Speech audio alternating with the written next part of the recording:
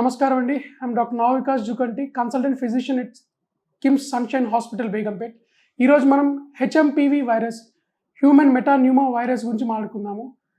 ఈ మధ్యకాలంలో మనం ఎక్కువగా వింటుంది చైనాలో అవుట్ బ్రేక్ అయింది. అట్ ద సేమ్ టైం మనము లాస్ట్ వీక్లో బెంగళూరులో ఒక కిడ్కి పాజిటివ్ వచ్చిందని చెప్పేసి ఎక్కువగా వింటూ ఉన్నాము. సో ఈరోజు మనము అది ఎంత తీవ్రంగా ఉంటుంది, how serious it is, and మనం తీసుకోవాల్సిన జాగ్రత్తల గురించి మాట్లాడుకుందాము.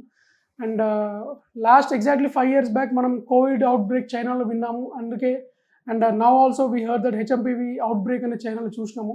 Is it really alarming like Covid అంటే? It is not really alarming like Covid. ఎందుకంటే కోవిడ్ ఈజ్ సంథింగ్ మనకు అప్పుడు న్యూ వైరస్. ఆ virus was very new and we never know how to tackle that virus. But HMPV is relatively an old virus. And మనం every year common cold, ఫ్లూలో చాలా వరకు మనం ఈ పేషెంట్స్ని encounter చేస్తూ ఉంటాము. అండ్ 2001-2002 నుంచి ఈ వైరస్ మనకు హ్యూమన్స్లో ఉంటూ ఉండింది.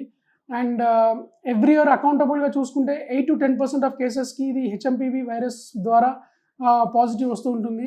And it is not really alarming. And panicky situation create చేసుకోవాల్సిన అవసరం కూడా ఏమీ లేదు. అండ్ దీంట్లో వచ్చేసి లక్షణాలు more of any other respiratory virus, మనకి ఆర్ఎస్వి కానీ ఇన్ఫ్లుయెన్జా కానీ కోవిడ్లో ఉండే లక్షణాలే ఉంటాయి. అండ్ ముఖ్యంగా వచ్చేసి జలుబు, దగ్గు, జ్వరము, ఇవే ప్రధానమైన లక్షణాలు. సో ఇది ఎలా వస్తుంది అంటే డ్రాప్లెట్ ఇన్ఫెక్షన్. యూజువల్లీ ఇన్ఫెక్ట్ అయిన పర్సన్ దగ్గినప్పుడు కానీ, తుమ్మినప్పుడు కానీ, సో చుట్టుపక్కల ఉండే వాళ్ళకి ఎక్కువగా సోకే అవకాశం ఉంటుంది. జనరల్గా కోల్డ్ క్లైమేట్స్లో, ఎస్పెషల్లీ వింటర్ సీజన్స్లో మన రూమ్స్లో కానీ, మనం ట్రాన్స్పోర్ట్ చేసే కామన్ వెహికల్స్లో కానీ క్రాస్ వెంటిలేషన్ ఉండదు కాబట్టి, సో ఆ డ్రై ఎయిర్లో ఎక్కువగా కమ్యూనికేట్ అయ్యే అవకాశం ఉంటుంది. సో మనకి ప్రధానంగా ఈ లక్షణాలు వచ్చేసి అన్ని రెస్పిరేటరీ వైరల్ ఇన్ఫెక్షన్స్ ఉండే లక్షణాలే. జలుబు, దగ్గు, జ్వరము ఇలాంటి లక్షణాలే ఉంటాయి. సో దీనివల్ల హాస్పిటలైజ్ అయ్యే అవకాశం ఉంటుందంటే చాలా కొద్ది మందికి.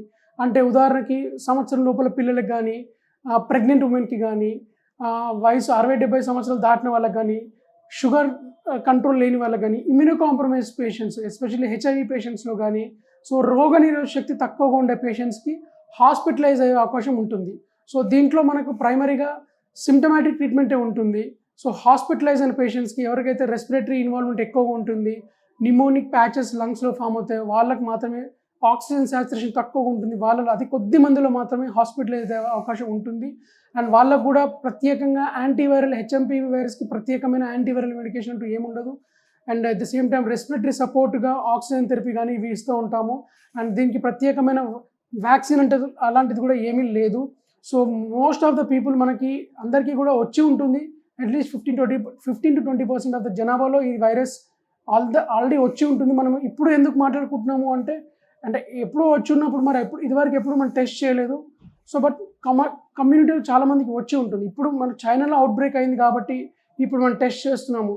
అండ్ బెంగళూరులో ఐసోలేట్ అయిన బేబీ కూడా, ఆ బేబీ కూడా no contact with someone who has travelled out side.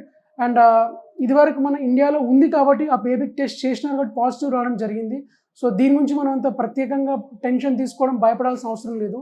So మామూలుగా మనం జలుబుకు, జ్వరానికి వాడే కామన్ పారాసిటమాల్ ఈ మెడికేషన్ వాడుకుంటేనే, ఎవరికైతే నిజంగా శ్వాస ఇబ్బంది ఉండడము, దమ్ము రావడము, ఇదివరకు ఏమైనా ఆస్తమా లాంటివి ఉన్నప్పుడు, అండ్ మనం ఊపిరి తీసుకునే వేగం మనకు నిమిషానికి 15-16 సార్లు ఉంటుంది. అలా కాకుండా ఎక్కువగా ర్యాపిడ్ బ్రీతింగ్ చేయాల్సి వస్తుంది, ఆయాసం వస్తుంది, అండ్ ఫీవర్ 4-5 రోజులు అయినా తగ్గట్లేదు అన్నప్పుడు మాత్రమే హాస్పిటల్కి వెళ్ళడము. హాస్పిటల్కి వెళ్ళిన తర్వాత ఒకవేళ నిజంగా మీకు ఆ రెస్పిరేటరీ ఇన్వాల్వ్మెంట్ ఎక్కువగా ఉండి న్యూమోనియా తాలూకు లక్షణాలప్పుడు మాత్రమే మీకు అడ్మిషన్ అవసరం పడుతుంది. అది కూడా అతి కొద్ది మందికి, సుమారుగా 100కి 5-10 మందికి మాత్రమే ఈ పరిస్థితి ఉండే అవకాశం ఉంటుంది.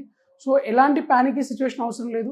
కాకపోతే ఉదాహరణకి మీకు రెస్పిరేటరీ వైరల్ ఇన్ఫెక్షన్స్ ఇదివరకు వచ్చిండడము, లేదంటే షుగర్, బీపీ ఉండి ఎల్డర్లీ ఉండడము, ప్రెగ్నెంట్ ఉమెన్, ఎవరైనా సరే బయటకు వెళ్తున్నప్పుడు మళ్ళీ మాస్కులు ధరించడము, చిన్నపిల్లలు మరియు పెద్దవాళ్ళు అత్యవసరం అనుకుంటే తప్ప బయటకు వెళ్ళాల్సిన అవసరం లేదు. అండ్ ఎస్పెషల్లీ స్కూల్స్లో ఒకవేళ క్లాస్ రూమ్లో ఎవరికైనా పిల్లలకి ఇలాంటి లక్షణాలు ఉంటే వాళ్ళని స్కూల్కి పంపించకపోవడం మంచిది. And at the same time పెద్దవాళ్ళు కూడా తప్పని పరిస్థితుల్లో బయటకు వెళ్ళినప్పుడు మాస్క్ ధరించి వెళ్ళడం మంచిది.